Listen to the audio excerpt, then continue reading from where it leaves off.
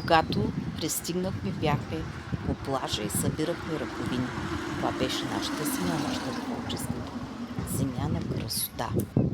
Но освен това, идилично място по крайбрежието, всичко друго без гъста снежна покривка до колени. Снегът валеше и мокреше лицата ни, но ние горяхме от щастие. После в станцията щяхме да обядваме и да се съберем заедно да рисуваме. Ако имаше нещо, което най-много да ме впечатли, бе подробности за Микеланджело, който рисувал труповете в моргата, как писал за мускулите и проучвал човешката анатомия. Скъпи ми бяха тези мигове на творчество.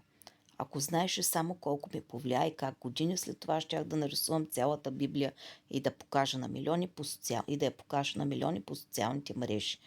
Учителят ми разказа за нелепата роля на жената художничка и как аз щях да протестирам